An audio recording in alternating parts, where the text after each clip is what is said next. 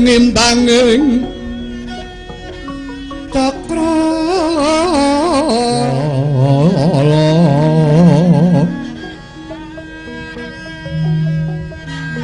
wayahe wis kakat enjing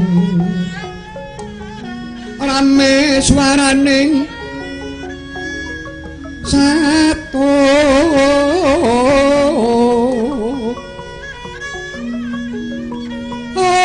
onon ukuluro sesa uran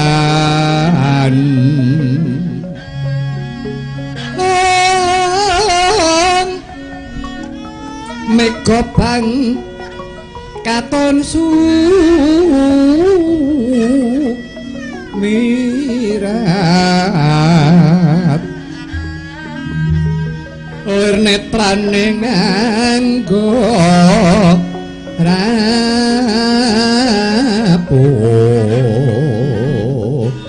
Sri Gunting Madarung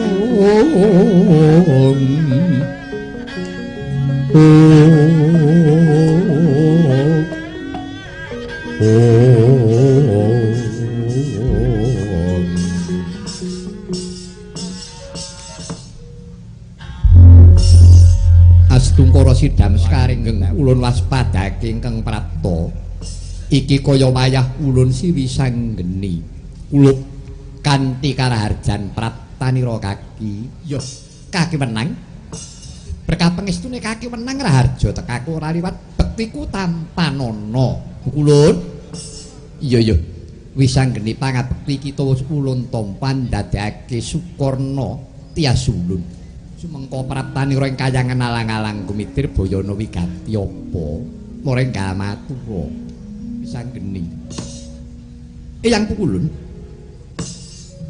waleh-waleh apa munggo sowanku menyang kayangan alang-alang kumitir ingkang sepisan aku ngaturake sumengkeming pangabektiku kaping pindhone yektine aku kepingin ngatonake dharma bektiku kunjuk marang pepundhenku para Pandhawa sarana aku bakal njaluk bali ning kamukten Praja Ngastina nanging wangune ana pepalang ingkang jalari ribu sisip sendiri bakal wurung penjangkaku mula kang saka iku Eyang Pukulun aku nyuwun dawuh kepriye kasidaning lekas murih kasembadaning sediaku Pulun wisanggeni ana dawuhmu apa Eyang Pukulun mengkene ya ngrek Purbanira aja kaselak nggonira nyuwun bali ning kamukten Praja Ngastina pranyata bali ning kamukten Praja Ngastina iku mawa pitukon ingkang abot ingkang sinebut Baratayuda Jaya Binangun perang kadang dadi yen to jeneng sira sumengka pengawak Bajra Nglira bakal njaluk balining Praja Ngastina tak kira kaya ora bakal bisa kasembadan. Nanging ulun bombong mulat marang kridamu kang mangkono mau. Mula dina iki nadyanto ora kasembadan anggonira bakal njabel panguwasa Praja Ngastina ulun paring leliru. Jeneng kita ulun paringi pusaka ingkang sinebut Kyai Gada Inten, paringake kelawan jeneng kita nggonen sarana ngatonake dharma bekti waton jeneng sira aja wani njabel panguwasa negara ing Astina nggih wisanggeni. Dimas sembahku pukulun pepundhenku. Ya toh, yen to pancen mengkono kang dadi keparinge Yang Pukulun. Dina iki aku diparingi liru wujuding pusaka ingkang sinebut Gada Inten. Iya. Ya. Pukulun bakal tak tampa kanthi rega bungah rasane atiku mara kuluk. Tampanana iki pusaka kang aran Gada Inten.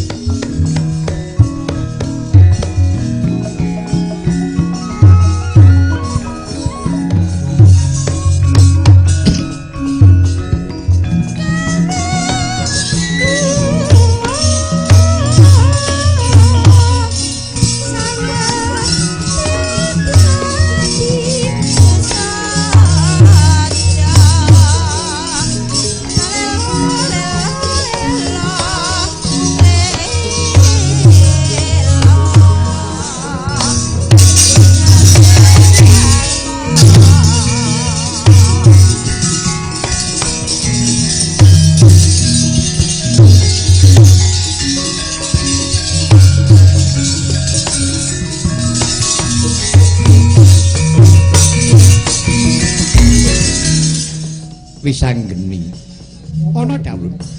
Nah, sumurupa pusaka Gada Inten iki ampuhe kagila-gila nanging sumurupa kanggone ya mung sepisan.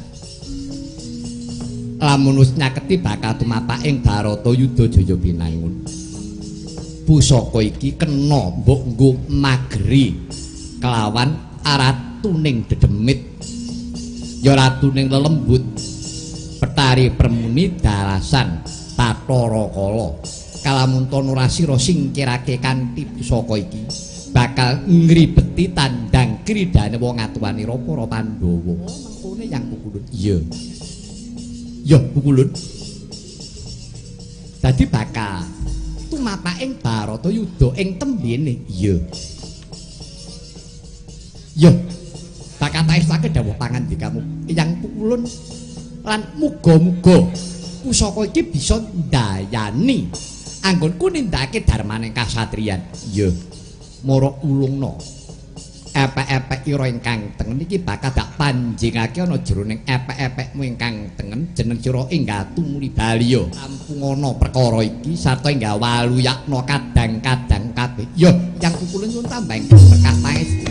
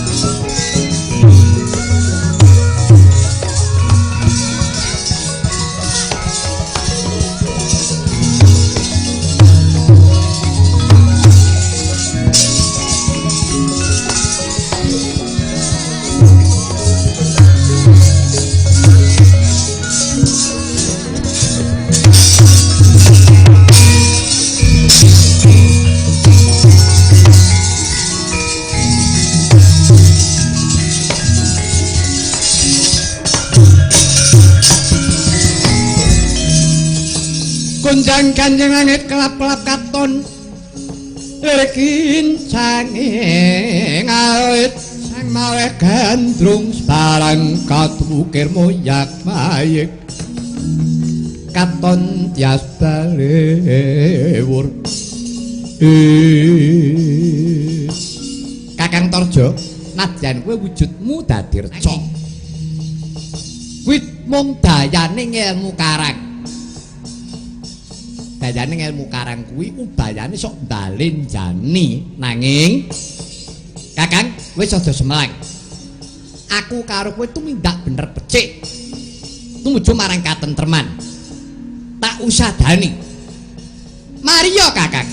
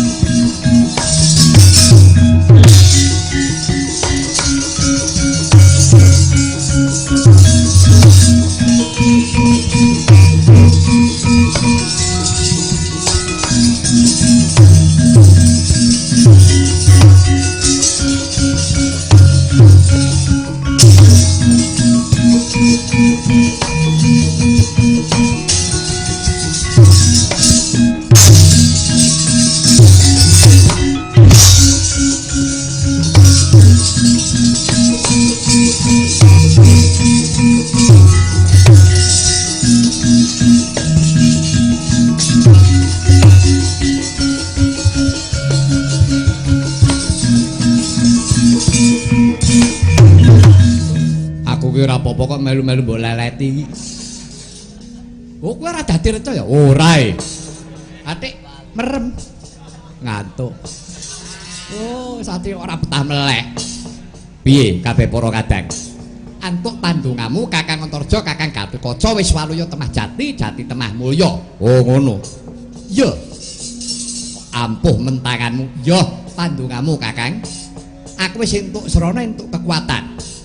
Wis dene iki padha lirino. Aku genteng sing tumandang. Yo, ngati-ati ya, Dik.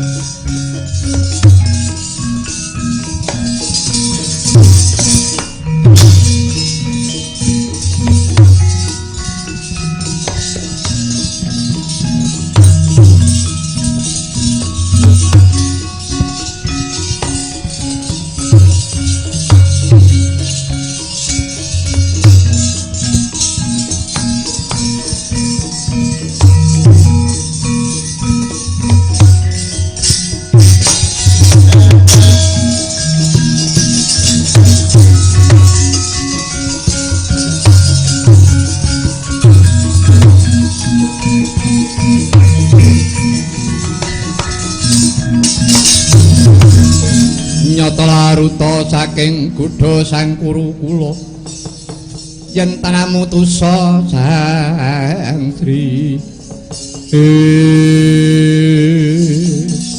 iki wisanggeni ya aku wisanggeni kowe Prabu Manik Maninten petunge mung kari loro sing mundur aku apa kowe sing mati aku apa kowe besok mati saiki mati ora-orane yen aku bakal mundur sejangkah nandingi karo kridamu. Oh ya, nek pae ayo cobanen.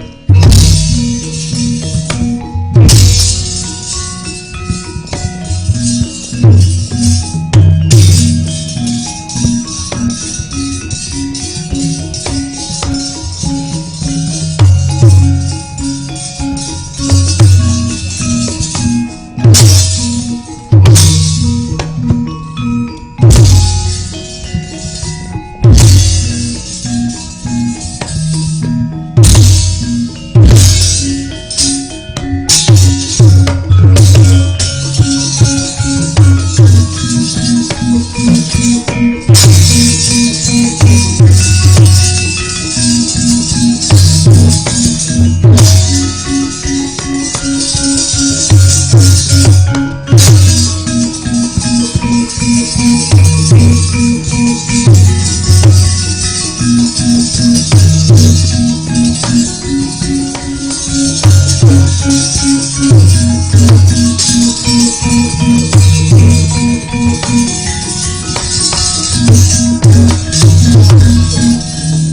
pundi yani?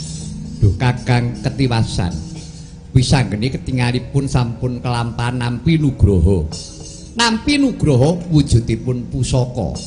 Gada inten sampun pun paringaken kaliyan wisanggeni. Lha mekaten inggih. Namung kemawon Kakang. Estunipun kula lajeng andika Kakang menika ora namung dados pepalang. Sampun ngantos wisanggeni menika ngrisak paugeran badhe njabel negari Ngastina. Oh nggih, leres keparingipun menawi mekaten tinimbang kula lan panjenengan menika mangke kedenangan. Langkung prayogi monggo enggal-enggal wangsul Kakang. Sinaosa wangsul monggo sampun ngantos kesupen.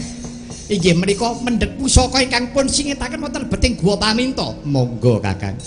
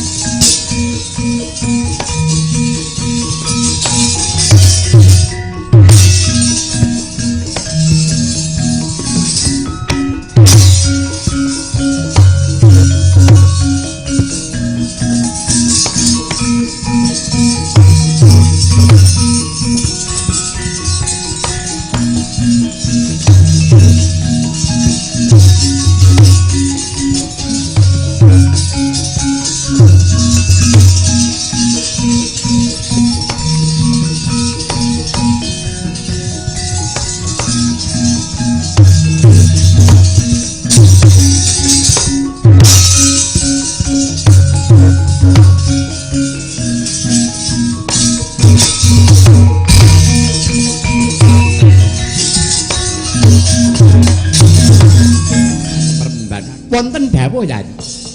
Dinten mriku sinaosa kundur dhumateng kayangan sampun ngantos kula lan panjenengan kawistara ingkang ngrasuk busana manjang lebeting tupu maneh Artna Dumilah. Nggih, monggo Yayi Prabu kula aturi ngrumiyine.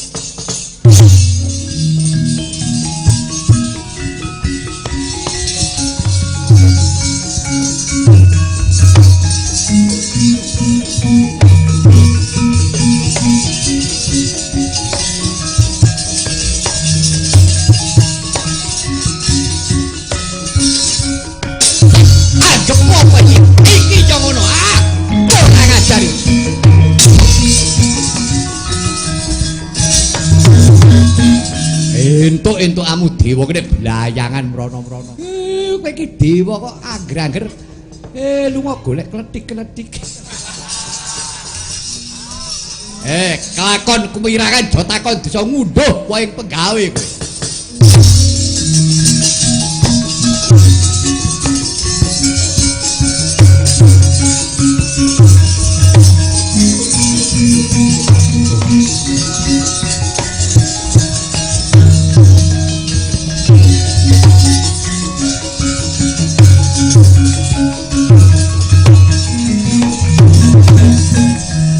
Pundi Kakang lah kok malah isinipun Semar. Lah blayan.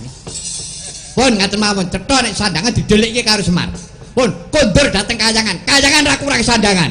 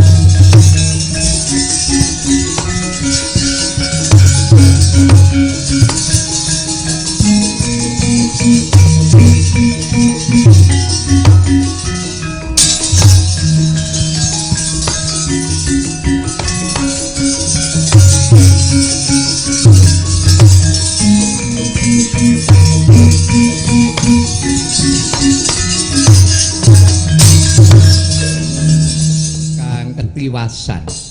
Mboten nyono. Lah kok malah menika sampun wonten Bathara Guru wonten mriku. Weh, dadi cilaka ane. Wis gek sapa kae sing dadi Bathara Ntrada kae. Mongko ntradane aku Wah, sanang aku dinggo karo pirang dina ora dikumbah kae. Klambiku abang kok malih pucet. Nuwun mangke to Kakang Narada. Perkenjang elek. Rada elek. Menika wonten titah munggah wonten kayangan. Menika cetha menawi titah sampun boten gesang. Bromo, Nun. Iki lho. Antene raja mak kleru. Diurus kuwi. Nggih, Cendika. Oh, wilahe. Hei, titah ulun. Keneng apa? Jeneng ulun ulun-ulunan. Duh, mati aku. Wis genah iki wong ora genep iki. Kowe wani munggah menyang kayangan Surabaya, ayane Suralaya. Apa pancen wis jele urip? Njaluk cemplunge kawah Candra di Meja. Di muka wah wis jan. Keparat janji ora minggat saka kayangan. Aja takon dosa. Wah, aku ku sing duwe kok ditundung. Aku nang kene iki nyewa. Urung tak kontrakku. Ora minggat. Lakon sirna dadi aku kowe.